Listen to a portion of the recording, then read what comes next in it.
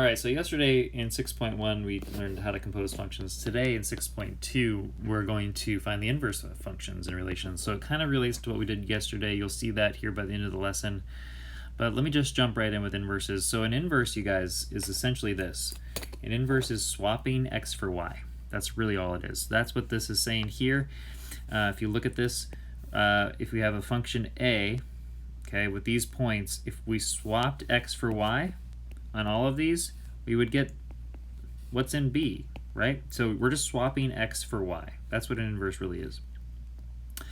So for example 1, it says we have these ordered pairs, right? They're the coordinates of some right triangle, find the inverse of the relation, describe the graph of the inverse. I'm going to tell you right now, I'm not going to get into too much of the graphing piece of this, but on every graph of an inverse, it's always going to reflect over the line y equals x. Because of what it is, we're swapping x for y. So it'll always reflect over that. But let's just look at the inverse of this. If I look at the inverse, I'm swapping x for y. So my inverse would be, which by the way in function notation is f to the negative 1 of x. That's the inverse function notation. For that, we would have negative 3 comma negative 8. Okay, then we have negative 6 comma negative 8. And then we'd have negative 6 comma negative 3. I swapped all my x's for my y's. And if you put that on the graph there, you would see that we would have a graph that mirrors over that line y equals x. And I'll show you a little bit of that with some graphing here in a minute, but I'm not going to take the time right now. With inverse functions, by the way, notation, f to the negative 1 of x, right? That's the inverse notation. If they are truly inverses, then what we have is this.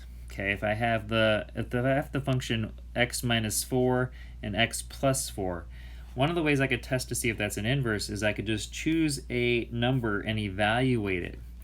Okay, so if I evaluated at, they chose 6. If I plug a 6 into this function, I get a 2 out, right? If I take that 2 and plug it into the inverse function, I should get my original 6 back. Okay, so that's kind of a test. It's a property of an inverse. It'll always be the case. And a really easy way to check your answers to see whether or not you truly found an inverse. Today we're going to also be looking at a horizontal line test. The reason for this is on typical functions, we used what's called a vertical line test, right? A vertical line test to test it if it only crosses in one place, we know that it was a function. For today, if we're checking an inverse function, okay, an inverse function has to pass a horizontal line test. So the inverse of x squared is this guy down here, okay? And so does this thing pass the horizontal line test? If it does, then we're good on the inverse. So notice that for an inverse, since we're swapping x and y, okay, it's like swapping the whole axis. So now we have to test things with a horizontal line instead of a vertical line. So for the next little section here, it says find and graph an inverse. All right, so here we go. Let me show you guys. I'll walk you through these steps really quick. So we have the function y equals, or f of x equals 2x minus 5. The first thing you're going to do when you're finding an inverse is you're going to replace that f of x notation with y. Okay, so we replaced it with y. Now, it's as simple as swapping x for y and then solving for that y. Okay, so we're going to swap x for y. So notice that this becomes this, where I took my x values and my y values and I swapped them. Okay, the next step is to solve this for y. Okay, so when you solve it for y, you add 5 to both sides, right? And then divide both sides by 2, and you get this, y equals x plus 5 over 2. That is the inverse. It's just swapping x for y and then solving for y. Okay, and then we put the function notation back in there. So we say inverse of x, f of x is x plus 5 over 2. And notice the graph. Here's the line y equals x, and notice the distances from that graph, or from that line, y equals x, are the same no matter what. If I choose this point here, I'll do this in black, I guess. If I choose this point here, if I go straight across, that distance is the same no matter where I am. Okay, that distance at a 90-degree angle will always be the same. Here, they're at the same place. And so that's what the graph of an inverse will always look like. It'll always be a reflection across the line y equals x. Sometimes it's a little harder than others to see that. It's easiest to see it with this picture of lines right here. Okay, so for example 2, it says find the inverse of the function, then graph the function and its inverse. I don't know if you recognize, but that's just a linear function, right? Y equals 1/5 x minus 3/5. So I could right now just go ahead and graph that line. At negative 3/5, we have a dot, and then we're going to go up 1. I'm just kind of being approximate here, over 5. And I can go down 1 over 5, and I'm somewhere in here, so I negative 3/5. If I go down 1, so that's negative 1 3/5 over 5. Yeah, I'm somewhere in there. Okay, so I have this type of line happening. Okay, so I would expect my inverse to be a reflection across this line y equals x. Okay, so let's check it. So let's check it here. So y is equal to x minus 3 over 5. To find the inverse, swap x and y. X equals y minus 3 over 5. Okay, and then we're going to solve for this y. Okay, so I'm going to multiply both sides by 5. I get 5x equals y minus 3. Back to some simple algebra skills here. Add 3 to both sides, and I have 5x plus 3 is equal to y. Okay, so to graph that, I'm going to start at positive 3, and I'm going to go up 5 over 1, down 5 over 1. Okay, and I have this line right here.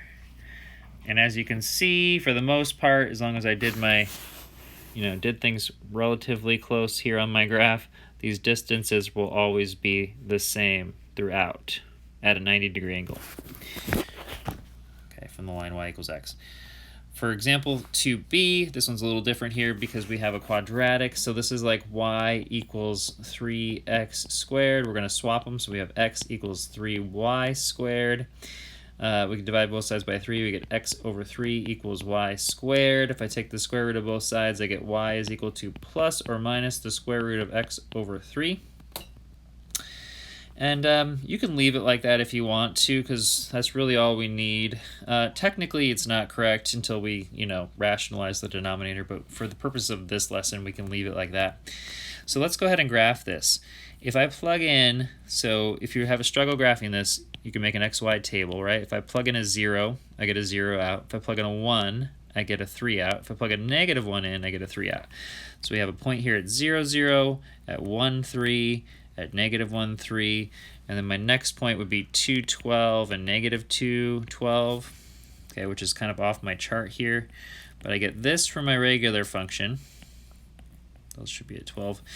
And then for my other function, this guy, if I plug a 0 in there, I would get a 0 out. So notice I'll do this one in red. So we have this guy happening. If I plug a 1 in, it's ugly. If I plug a 2 in, it's ugly. 3 in, it's ugly. In fact, the first perfect square would be 4, but square root of 4 is 2, so that's kind of ugly as well. Let's plug a 9 in. If I plug a 9 into this thing, well, let's do this. Let's plug a 4 in there. So if I plug a 4 in, okay, this is for the inverse. If I plug a 4 in there, it's the square root of 4 thirds, okay, which is 2 over square root of 3, which is, if you divide that out, I don't know what that comes out to.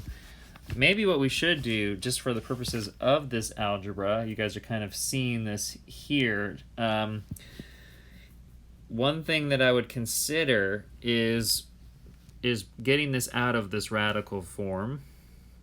Even though I just said you don't need to, might be easier to think about this. So I don't know if you guys remember this, so a little side note here. This is the same thing as the square root of x over the square root of 3. So to rationalize this, I can multiply it by the square root of 3 over the square root of 3, which is equal to the square root of 3x over 3. Okay, that might be a little easier to plug things into.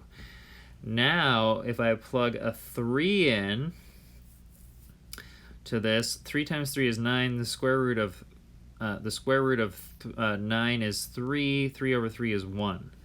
So at 3, I know I'm at 1. If I plug a negative 3 into that,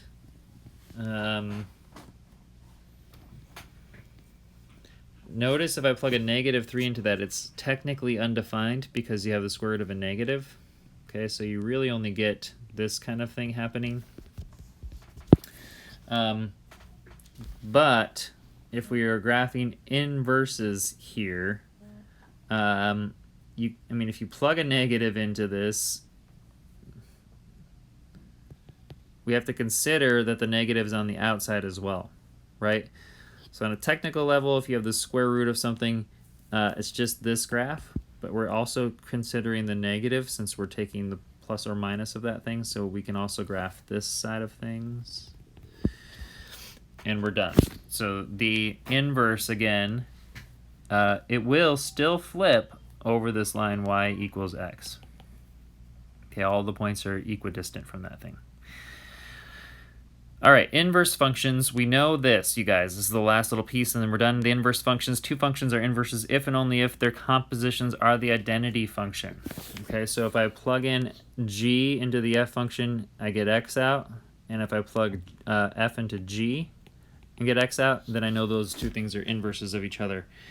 So let's go ahead and try that. For 3a, I'm going to take the g function and put it into the f function like I did last time. So I have 3 times 1/3 x plus 4 minus 3.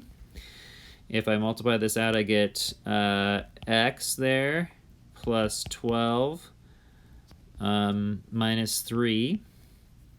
So then I get x plus 9, right? So notice for this one, the answer is no. I do not get the answer y equals x, right? But let's go ahead and find g of f. Okay, so if I do that, that would be 1/3 times 3x minus 3 plus 4. I took this guy, plugged it in for x and this guy. Okay, when I do that, I get x minus 1 plus 4, which is x plus 3. Okay, so those two things don't match. Therefore, for 3a, these are not inverses of each other because they don't equal each other. But let's look at 3b. So for 3b, let's find f of g. Okay, if I do that, I'm going to take the g function and plug it in for f. And the algebra gets a little bit weird here, but just be patient with yourself. So this will be 2 times the square root of x plus 1 over 2 squared minus 1, right? Okay, so if I square this here, what I end up with here is 2 times x plus 1 over 2 minus 1. Okay. And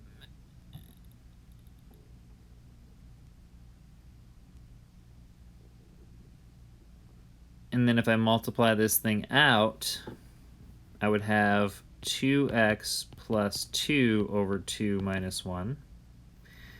Okay, so then I could take a 2 out of every piece, and then I have this would be 1, this would be 1, this would be 1, so I'd have x plus 1 minus 1, which is equal to x.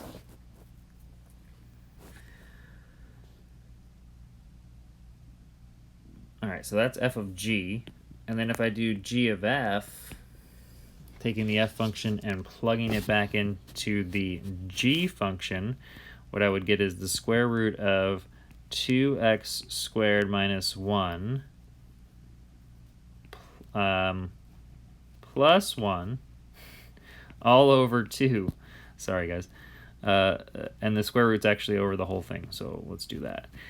Okay, so if I do this, I can simplify this a little bit. I get the square root of 2x squared, because these go away, over 2. So that simplifies, and I get the square root of x squared.